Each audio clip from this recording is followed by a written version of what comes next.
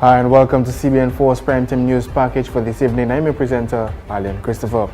First up this evening, the Secretary-Treasurer of the Waterfront and Allied Workers Union, Curtis Augustus, says that while the union is in support of the retirement age being increased from 60 to 65 years, taking place over a 15-year period, Augustus says that certain category of workers would be placed at a disadvantage or even a risk. So on behalf of our port workers,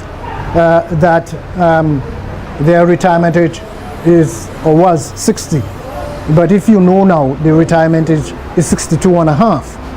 Now we have made representation to ensure that those port workers can in fact retire, but without any negative impact in terms of the payment that is going to be made to them.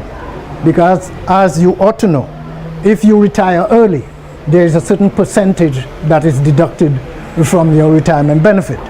So we do not want the port workers to be in that sort of classification, but we also understand that the port workers, with the kind of work that they do, very risky work. And if you were to go down on the port now, with the situation that is down there, you would see containers being stacked 5 high. Under normal circumstances, we do not go above 3 under normal circumstances. And even then you have to get a little premium payment for so doing. There have to be an agreement. The Secretary-Treasurer further stated that the Waterfront and Allied Workers Union is of the opinion that recognizing what is happening globally, the retirement age needed to be increased from 60 to 65. Augustus said he supports the move from the Dominica Social Security to spread the retirement age to over a period of 15 years so that at the age of 65, persons would retire mandatorily. And Valena later, the bandmaster of Dominica Government Band, formerly known as Music Lovers Band, says the band will continue to spread the joy of music come this Christmas season. The bandmaster says that the joyful music serves as a comfort for those who are feeling depressed. Later says that while the band has had its fair challenges in the passing of Hurricane Maria, the band is happy to report that much of the equipment is functional. Well, the challenges right now that the band faces is that we lost our band room, and thanks to the kindness of Mr. Holmes of the St. Mary's Academy, he allowed us to practice in one of the rooms there. And of course, because our roof went, we did have severe damage done to our equipment inside the band room.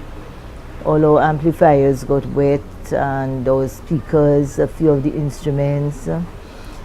But fortunately for us, after the hurricane, we went up to the band room 1 or 2 days after, and because the roof went but not the ceiling over our music, so we managed to save most of our music there. Later revealed that the band experienced a minor setback when few of its members moved to other countries after Hurricane Maria. Nevertheless, the band has welcomed some new members who will make it possible to host the annual Christmas concerts. She said the band has also been given a place to practice. Well, as I said before, Mr. Holmes, I approached him to find out whether we could practice in one of the rooms, so he allowed us to practice in the library. I think the room he gave us is the library. So a very comfortable room. We have the fan, we have the space, the blackboard, everything, and so we practice comfortably in there. Later says that the band is hoping to source a new band room and replace much of the equipment that got damaged for the new year. And also making our headlines, Chief Executive Officer of the Dominica Air and Seaport Authority, Benoit Badwell, says that the Port Authority aims to release all cargo arriving into the port within days to the consignees. Badwell, who was speaking at a press briefing earlier today, noted that given the current volume of cargo at the port, DASPA have experienced delays. However, with the introduction of a new equipment at the Woodbridge Bay port and the increase in the release of cargo shipments, the time frame for release of cargo to consignees will be reduced to within 1 to 4 days. That's the aim in terms of we're trying to close the gap in terms of the delays, and we have changed some of the things that we used to do in terms of the logistics planning from our operations team. They are meeting a lot more in terms of doing all the necessary planning that is required to be able to have a smooth operations. So we've identified all those persons, for example, that are moving a large number of containers, and we are facilitating a quick release in terms of those containers so that there is no buildup. Badwell further indicated that special efforts are being made to accommodate the high volume period for the Christmas season.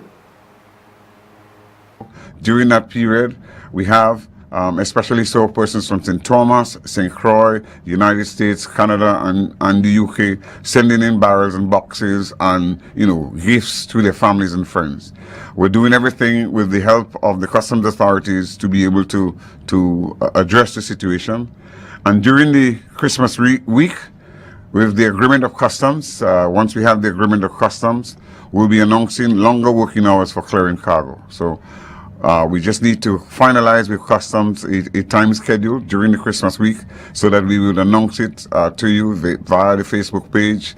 We would make a public announcement on radio, through whatever medium that we can use, so that those longer hours will be known to you in terms of clearing cargo, because we know that is going to be a very pressing week for us, and we're trying to ensure that we can put in the extra hours so that persons who want to receive their packages from their families, especially during this festive season, will be able to do so.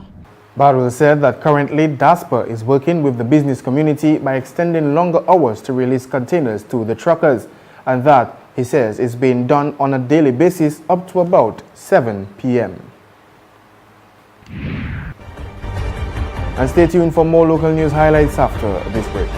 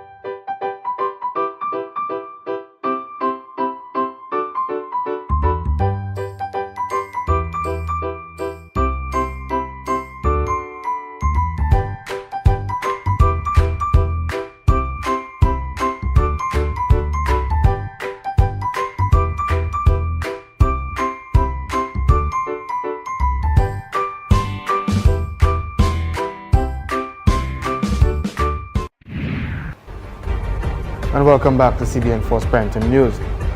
The government of Canada, through Global Affairs Canada, is pleased to announce its financial support for the World University Service of Canada's Dominica Emergency Agricultural Recovery Project.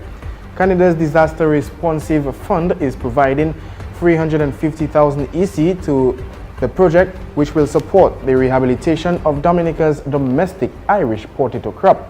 World University Service of Canada Caribbean, working in collaboration with the Dominica Ministry of Agriculture and Fisheries Department and with additional support from private donors, will provide the following supports to potato farmers that have been affected by Hurricane Maria. A 20-foot container of elite potato seeds varieties is being imported from Canada in early December 2017. Support for land clearing and preparation of fields previously used by farmers for potato production, including the provision of 2 tillers and chainsaws to the Ministry of Agriculture and Fisheries, providing farmers with essential tools required for agricultural production to replace those lost during the hurricane, providing farmers with the agricultural inputs as provided by the ministry required to produce the potato crop, and support in the form of technical support and training in collaboration with the Ministry of Agriculture Extension Services team. Through the Propel project, further funding has also been approved to support Dexia farmers, DYBT youth and women farmers, and women of the Central Universal Farmers Group in sustainable agriculture practices. These are all geared at ensuring that farmers are able to regain their productive base post-Hurricane Maria. Furthermore, a public appeal has been issued to raise funds from the Canadian public, which will also be diverted to support the Agriculture Recovery Program in Dominica. World University Service of Canada Caribbean has been implementing the Propel project in Dominica over the past 3 years and will also continue to provide support to the agriculture sector in Dominica through Propel. And since the passing of Hurricane Maria, a number of persons have been anticipating vehicles, with a total of 97 coming in at the Woodbridge Bay Port. The Chief Executive Officer of the Dominica Air and Seaport Authority said a further 150 vehicles are expected to arrive at the port by Monday, 18th December. He urged the vehicle owners to pre-clear their vehicles. I have 150 vehicles coming into the port, and we're urging the vehicle owners to sort of pre-clear their vehicles at customs to facilitate speedy clearance, because I know some of you have been waiting for over 2 months to receive those vehicles, especially some of those persons whose vehicles have been destroyed through Hurricane Maria and they are awaiting their vehicles. I am saying that you need to pre-clear, get all your documentation in order so that as soon as the vehicles come, all the necessary documentation for releasing the vehicle from the port can be done. Bardwell says that DASPA faces a stiff challenge with vehicle owners based on the number of vehicles at the port. He said that vehicle owners take long periods before clearing their vehicles through customs, which limits the parking space at the port. Bardwell urged the vehicle owners to avoid storage charges. One of the things I want to point out is to avoid storage charges to vehicle owners. We're urging them to clear their vehicles out of the port or move it to a private bonded warehouse. Because you don't necessarily have to leave your vehicle at the port if you have challenges with customs or if you have challenges with your documentation. I am sure you can visit the customs office and make arrangement for moving it from the port to a bonded warehouse where those arrangements can be made. Okay, so we would urge persons who have challenges to do so. Otherwise, you would have to meet with the storage charges that will be levied by the port. And also in the news tonight, the OECS Global Climate Change Alliance Island Resilience Project is presenting Dominica with recommendations for provision to be included in its building code. The recommendations form part of an ongoing region-wide building code consultation in an effort to encourage people in the construction industry to understand and adhere to the necessary building regulations. Consultant engineer to the Island Resilience Project, Alison King Joseph, is asking property owners to ensure that their builders comply with the building regulations to ensure the safety of themselves and of properties. The first thing you do when you are interested in a piece of land that you want to develop a building is understand what are the vulnerabilities of that site and whether it's appropriate for building or not. And if it is, what are the requirements to make whatever you build on that property something that's going to withstand some of the hazards that it may be exposed to, or all of the hazards that it may be exposed to. So that's the first thing. It really is building an awareness of persons who want to develop, that they need to have good guidance in terms of the vulnerabilities of the location where they're building, and building suited to purpose. Just over 2 months ago, Dominica was devastated by a Category 5 hurricane. To this day, the island is still trying to recover and literally pick up the pieces. The chief physical planner of Dominica, Kelvin Roll, is appealing to builders and property owners to ensure that the building code is followed and necessary quality checks are conducted. Roll has asked the special attention to be given to the construction of roofs. We also have to pay special attention to areas where people build in river valleys. There are a lot of houses and homes that are located, villages that are located in small river valleys.